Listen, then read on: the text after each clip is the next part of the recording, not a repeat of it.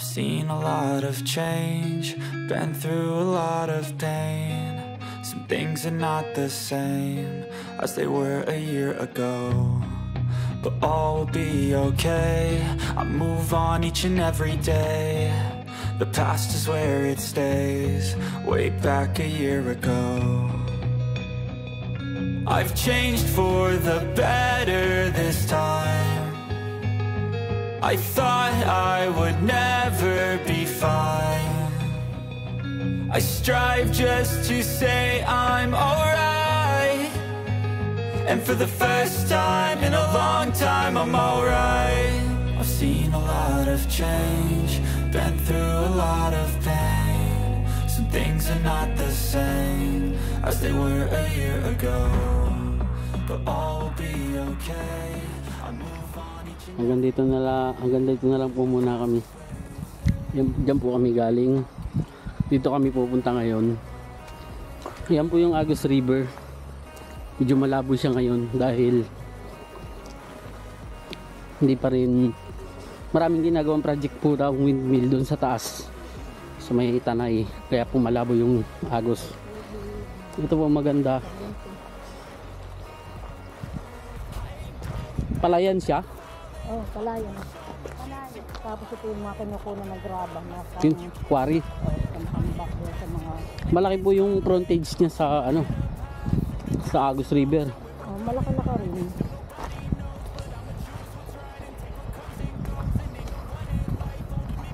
Kaya lang, hadi ang titulado lang na titulado yung may declaration. Ayun yung Agus. Malinaw na tubig mo yan. Bilis na. Pero maganda pag malinaw na malinaw. Ay, ano nangyayari dito na ulan? Hindi. Ito ano po to? Hindi. Dinaan na lang to ng quarry. Kaya may ganito. Kailangan ito ng pagkuhan ng bato. Ba, isang linggo ng ginagawa ng makanarya ito. Pakuha na. Pero mating sa lupa na, basta gano'n naman ako. Patambak ang ginawa nila. Mga nadaan dito ay. Oo, hindi. Mga truck ang nadaan dito. Patambak. Saan dinadala mga dito? Tinatambak na sa kasada. Mga kasada.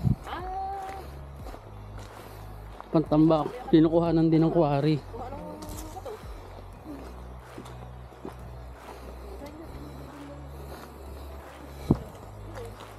Yun ang Agus River.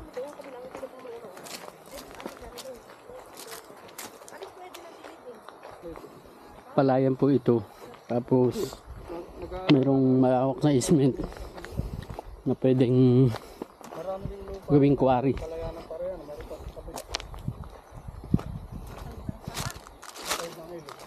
Meron pa sa kanayan dito. Bukod tayo. Ito palayan na. Saan tayo tataan? Dito. Ay, ikutin ba natin yun?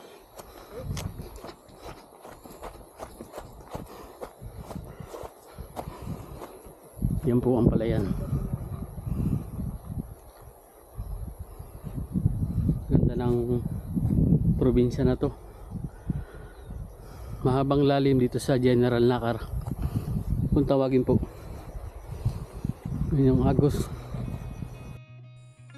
Dito nga po ay gumamit po tayo ng Google Earth apps na maaari nyo rin pong i-download sa inyong mga cellphone.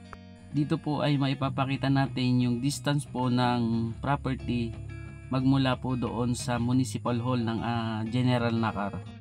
Yan nga po ang ating Municipal Hall, dyan po sa General Nakar. Ito pong way na ito ay papunta po doon sa iba pa pong barangay at doon po sa mga beach resort ng Nakar. Magmula nga po dyan sa Welcome Art ng General Nakar, doon po sa tulay, nasa 300 to 500 meters lamang po ang distance doon po sa Municipal Hall. Ito nga po yung ating mabubungadan pag tayo pumunta ng Nakar. Yung bandang kanan niya po ay yan po ang dulo ng Agus River, kasi dyan na po ay dagat na. Yung kaliwang bahagi naman po, yan po yung ating pupuntahan. At dyan po ay marami pong barangay, kabilang po yung barangay ng Pisa at yung barangay ng Mahabang Lalim na located po yung ating property. Tayo po'y kakaliwa pagdating po dyan at masususog na po natin itong kulay blue na barangay road.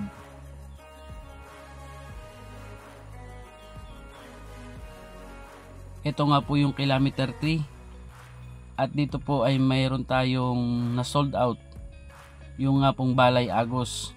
Yan po yung kilometer 3 sa barangay Magsaysay, Infanta, Quezon. Ito naman po yung vlog natin na available pa rin po hanggang ngayon. Palayan din po yan. At sa bandang unahan po nito, yan po yung na sold out po natin na vlog 259 kay Sir Nato.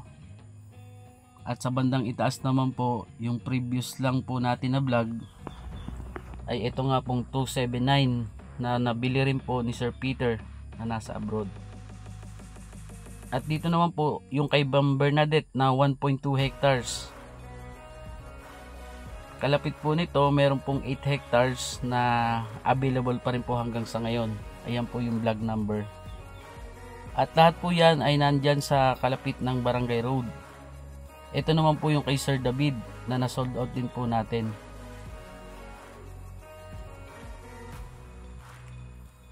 Dito po ay pinapakita natin na marami na po ang nagtiwala dito po sa ating lugar na mga na-i-vlog. Sila po yung mga nakabili dito sa lugar na ito.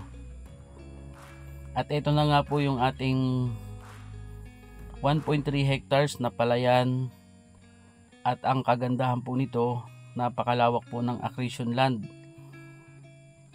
Sarap estimate ko po, nasa 2 hectares po yung front ng property bago po mag-Agos River. Ito naman po yung Marilaki Highway, yung Marcos Highway. Ang pagitan lang po ng Infanta at Nakar sa part na to ay yung Agos River. At yan na nga po yung ating property. Matatanaw po natin yan dyan sa Marcos Highway.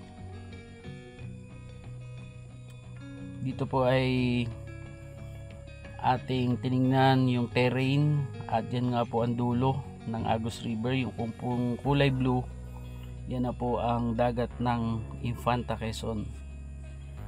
Sa bandang unahan naman po, ito naman po yung tinatawag na pagsangahan kasi may dalawang bahagi po ng ilog dyan. Ito pong isa, pag nakaharap po sa dagat, yung pong kanan, yan po yung sa Tanay. At yung kaliwa naman po, yun naman po ay doon sa kagubatan ng General Nakar.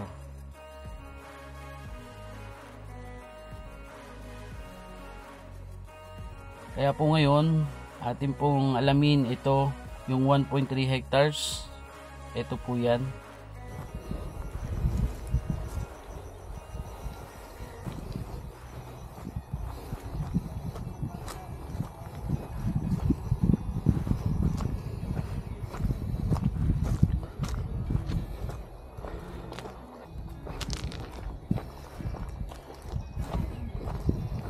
Ano yung cement?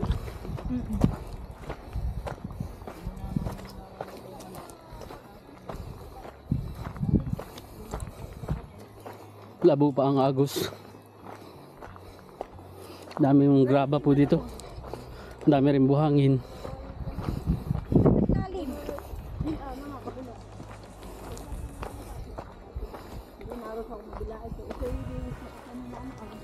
Ayan po, oh, kinukuha na ng buhangin. Oh. Buhangin po ito, no? Binibenta. Ito naman di sa gino. Oh, laki yung isminto, no? So yan po ang, yan ang for sale, yung palaya na yan. Ah, dapat pala doon din tayo. Hindi, pwede naman doon sa isang. Okay. Tapos ito yung ano, ang haba ng ano niya. Maganda nga.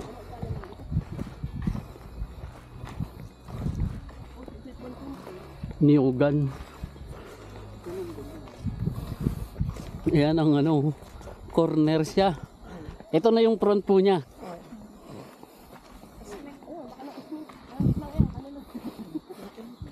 Hanggang ba, ito yung hanggang dito, Esmet. Ayan o, mayroong ano. Sa tayo lumusok dalya. Oo nga pala, pwede nga pala yung sasakyan dito. Ari dito magmano ko bro.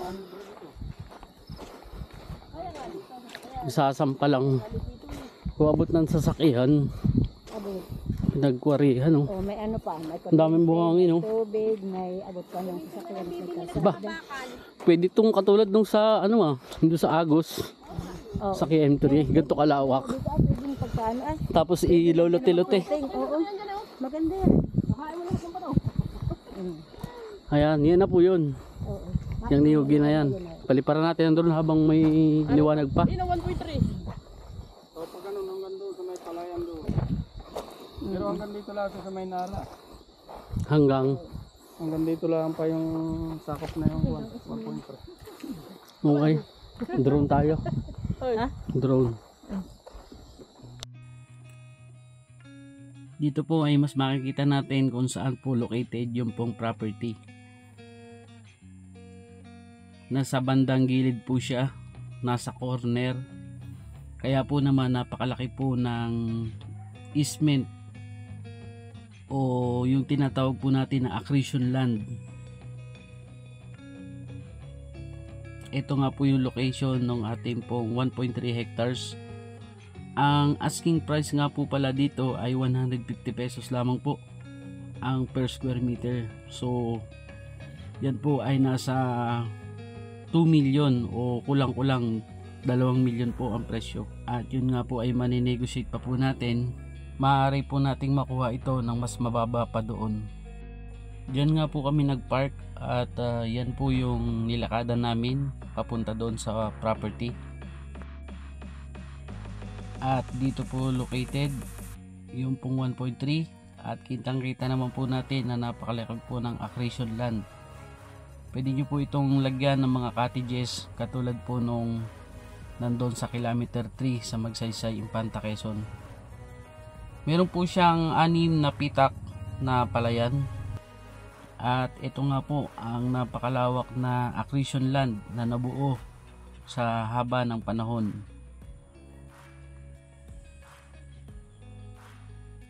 Napakaganda po nitong lupang ito sa tingin ko dahil pwede nyo rin po siyang i-convert na isang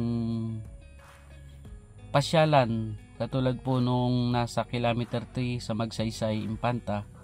Nilagyan po nila ng mga floating cottage at dinayo na po ito ng mga turista. Sa ating po mga viewers at subscriber, maraming salamat po sa inyong panonood. At doon po sa mga bago po sa aming channel, much better po na kayo po ay mag-subscribe para po dun sa mga susunod namin mga video ay ma-update po kayo. Kung nagustuhan nyo po ang aming content at ang presentation ay maaari pong paki-like at share ng aming video. Maraming salamat po sa inyo pong patuloy na suporta dito po sa ating channel.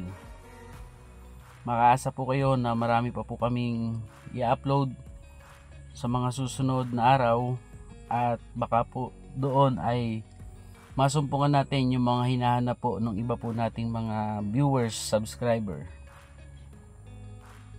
Thank you very much po.